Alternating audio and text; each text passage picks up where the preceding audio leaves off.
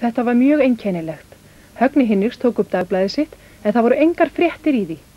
Hann kveikti á sjónvarpinu og fréttamaðurinn sagði: Í dag hefur ekkert borið til tíðinda. Og hann sýndi blaðið sitt. Högni Hinriks velti þessu fyrir sér. Hvergi hafði neitt merkilegt komið fyrir. Já, það var ekki skemmtilegt, sérstaklega ekki fyrir þá sem liðu tilbreytingalausu lífi. Það vantaði hetju. Einhvert sem hvetti fólk til dáða, hefði þekkingu, hugrekki og fjörugt ímyndunarafl. Einhvert eins og hann sjálfur. Hann hallaði sér til að íhuga málið og sá sjálfan sig í anda sem hetju.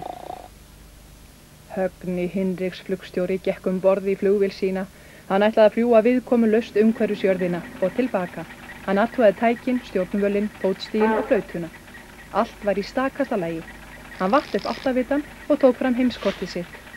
Svo kannaði neyðarútbúnaðinn.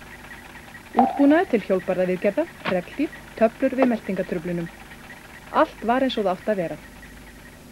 Svo talaði hann til farþegana. Góðan dag, góðu farþegar, það Högni Hinriks flugstjóri sem talar. Við erum á leið umhverfis jörðina viðkomulaust. Við munum fljúga í 120 feta hæð og hraðinn 112 km á klukkustund. Þó við höfum engi sætispelt borð, eru sætin borin lími sem límir allt.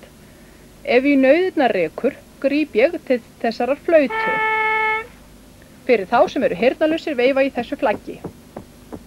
Undir sætunum poki með eftirfarandi öryggisútbúnaði. Miði sem á skrifa hjálp. Bók sjálfsnám í sundi ef við skildum lenda á sjó. Og svo árutu ljósmynd af úlfalda ef við skildum lenda í eyðimörk.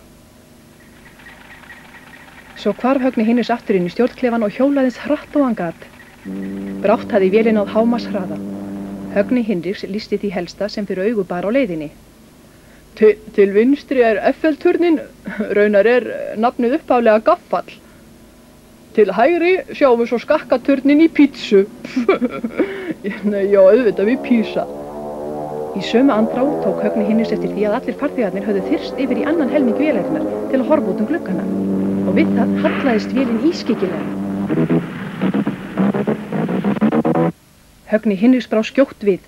Hann sótti neyðargítarinn sinn og hrópaði: Hei, nú ætla ég að leika lítið lag sem heitir Litlu andar ungarnir, allir blaka af vængjunum og þið teygið handlegginn út gluggana og blakið þeim.